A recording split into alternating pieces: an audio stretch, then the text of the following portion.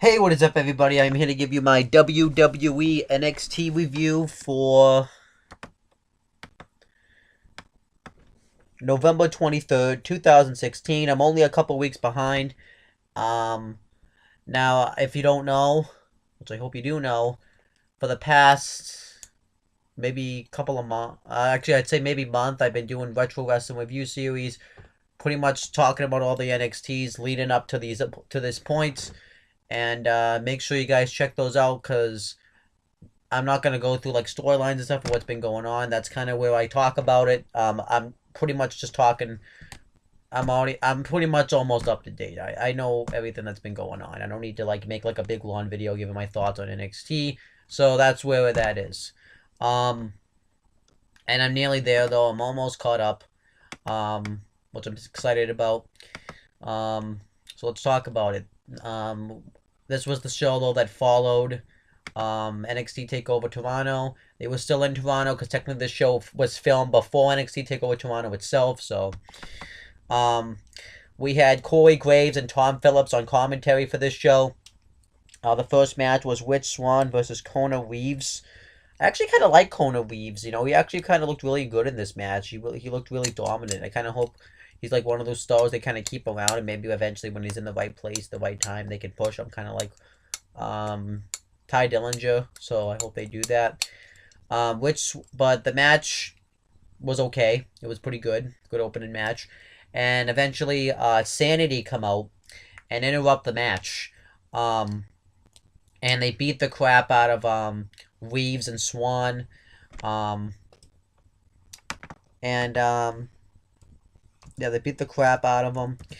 Um, Fo- Foyo and Sultan.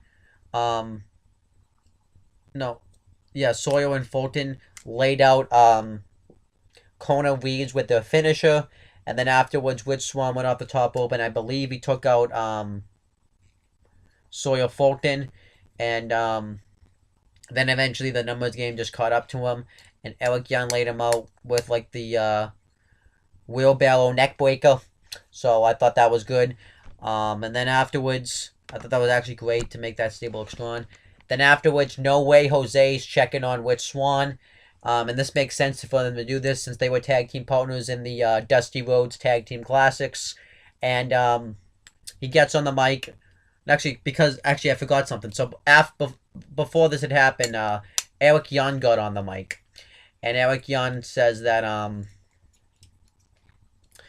they tried to be like all of you, where they tried to ask for their opportunities and ask for their shots.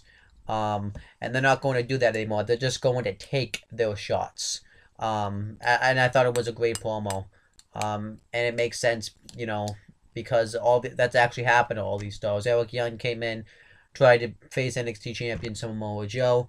You have Alexander Wolf and Sawyer Fulton, who both were jobbers at NXT pretty much. So now they're taking their opportunities, and Nikki Cross really wasn't doing much. And I think everybody in this group stable has been great. The person I really don't think fits in that stable is Nikki Cross. She really doesn't fit in this stable. I really don't think she does. I think it should just be either like a three-man faction. I don't mind that they have a woman in there, but she just kind of is out of place. And she attacks the men wrestlers, which I'm fine with, but it's like there has to be a point where she gets comeuppance. Because that's the problem that what they have with a lot was where the woman can hit the guys, but the guys can't hit the woman, which I think, like, I'm not saying, like, I'm approving of guys hitting women. What I'm saying is, if the guy can't hit the woman, it should be the same way, the other way around. The woman shouldn't hit guys. Um, because women always want to talk about how they're the same equality as guys. Well, that's the same thing. Women should not be allowed to hit guys. That's just how I feel. You know, it should just be just as bad. It's, you know, but that's a topic for a different video. Um, but yeah, Nikki Cross, like I said, unless it really doesn't fit in this group, I feel like she should. I thought she was doing fine when before, even though we really didn't see much of her. But when she was just on her own as a singles wrestler, so you know, um, but afterward, but yeah, so then No Way Jose was in there and he calls Eric Young out to have a fight, and they all go in to fight him, but Eric Young says, I've got this one, and they start fighting, and No Way Jose hits that knuckleball on him, and afterwards Sanity beats the crap out of him, and Eric Young lays him out with the wheelbarrow neckbreaker, and now this is leading to a match on the next episode of NXT, which is the most recent one, between Eric Young and No Way Jose. So overall, this was good. I like Sanity, though. I think it's actually really good. It's actually can change. I think this could change the landscape of NXT in a sense, because we never had really a faction in NXT before. And Sanity's that faction, and Sanity could do a lot of things that a lot of NXT wrestlers can't do. They can be ruthless. They can be aggressive, because NXT is more like a pure wrestling based type of thing, and Sanity can kind of change that. I think Sanity can really bring a lot to the table. I could be wrong, but I'm gonna give Sanity a chance. I am actually kind of enjoying it.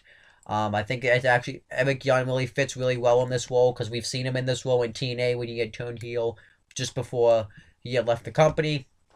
So I'm actually gonna give Sanity a chance, because I think this could really change the landscape of NXT, because NXT's always had like good, clean wrestling matches.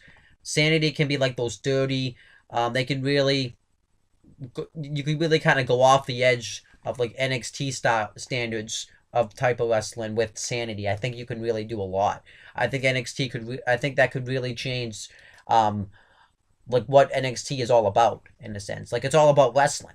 It's all about like clean finishes, and Sanity can change all of that, and I hope that happens. So I hope they go places with Sanity. Then afterwards, the Authors of Pain and Paul Ellering got interviewed talking about winning the Dusty Rhodes Tag Team Classics. A lot of this show, if you've seen like the aftermath of an NXT special, it's pretty much kind of like all tapes about stuff, where the wrestlers get interviewed. But Paul Ellering says that Chapter 1 was just them laying devastation. Chapter 2 was having a goal and having success, and winning the Dusty Rhodes Classics was Chapter 2. And Chapter 3, you're going to have to wait and see. So, and then it shows last Saturday, Daria training. And they're having a 6-woman tag team match, and between Ember Moon, Aaliyah, and Liv Morgan versus Bailey Kay and Peyton Royce, but they don't have a tag team partner. So they come up and ask Daria to do that. And they were acting really scared, which I kind of like, because Daria's kind of supposed to be a badass. And Daria says, oh, if I get to kick some ass, well, she doesn't really say this, but she kind of implies it. If I get to kick some ass, then you're on. So then later on, they all have like a big interview segment, and Bailey Kay and Peyton Royce talk about how all the nerds were lining up to be their tag team partner, and they rejected them. They went to Daria. They were like the cool kids at the table where they selected them, and Daria says, we're going to destroy everybody. So I thought that was good. Tide Dillinger got interviewed after his match with Bobby Roode, and he talks about how he really felt like that he needed that win because it was in front of his family, it was in front of his home country, and he says that he's always been right there. He's always been really close. But he just cannot get that big win. And he says, he gets asked like, "What's next for you?" And he says, "I don't know what's next for me. This was something I needed." But he says but what felt good was seeing all my fans support me, and it makes me realize that even though I have some bumps in the road, I am a perfect 10. And next time, I'm not going to let this opportunity slip me by. So it shows that he's not, because I thought originally he was going to have him show signs of turning heel, but it shows that he's still going to be a babyface. But I kind of like Tye Dillinger's character. I think eventually he is going to get like that big victory, that big push. It's just going to be a matter of when and how. Because the problem is he's really talented. He just isn't in the right spots. He's always not facing the right people. He's always facing people that need to get that push, and he's kind of like there to help them get elevated to that next level, like kind of like a Bobby Roode was, or when Shinsuke Nakamura came to NXT. So that's kind of what the problem is with Tye Dillinger. And then hashtag DYI got interviewed after winning the NXT Tag Team titles, and they talk about pretty much how these titles prove that that it's not about size, it's not about strength or any of that. It's about power and passion. and they talk about how much they love each other as a tag team, and they say that pretty much that they finally did it, kind of like that typical after you babyface promo after when they win the titles. I thought it was good though. And then Mickie James gets interviewed after her match with Asuka, and she talks about how it felt good to be back in the ring. It was really emotional. And she said that she thought she had Asuka's number, but Asuka's one tough person. And she said that she wishes that she shook her hand. And then Shinsuke Nakamura gets interviewed and gets asked about after losing to Samoa Joe, and all he pretty much says is that he wants his rematch for the NXT Championship. So they announced that on the next episode of NXT, which was again the most recent episode, Samoa Joe will be returning to NXT for the first time since winning the NXT Championship. And they also announced that in 2 weeks, so this on this episode of NXT coming up, but in 2 episodes of NXT, Shinsuke Nakamura is going to have his rematch in Japan. It's going to be Samoa Joe defending the championship against Shinsuke Nakamura. So that's going to be interesting there. Then we had the main event. It was Liv Morgan, Aaliyah, and Ember Moon versus Billie Kay, Peyton Royce, and Daria Bernardo, I think is how you say that. Overall, a solid 6-women's tag team match. I like that the future a new woman. Because they really, they really need to start doing that because they lost all of the women due to the draft and stuff like that. So they kind of, I think they're doing a good job of finding a new woman. The heels dominate Aaliyah for a while. And then eventually Ember Moon gets the hot tag, starts going off on everybody. And Daria gets laid out. And eventually Billie Kay just has Daria tag in. And Billie and Peyton Royce just take a walk. They just leave. And Ember Moon hits the stunner off the top rope for the win. And that was it. I knew the face team would win because they're building up Ember Moon, I think, to face Asuka at some point for the NXT Women's Championship. Maybe at the next TakeOver event, which I hear is just before the Royal Rumble, which is going to be really cool. So I think that, I'm fine with Ember Moon being pushed, and obviously Daria's there because you don't want to have Billie Kay and Peyton Royce eat the fall here just because of the fact that they're kind of pushing them too as the heel wrestlers. So overall, I think they had the right booking decision with this match. I thought the match delivered. It was okay.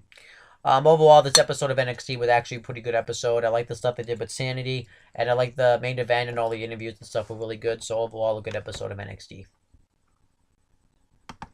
And make sure I should mention to subscribe to the channel, subscribe to this channel, and my CM Brothers and Owen the Talkinator channel.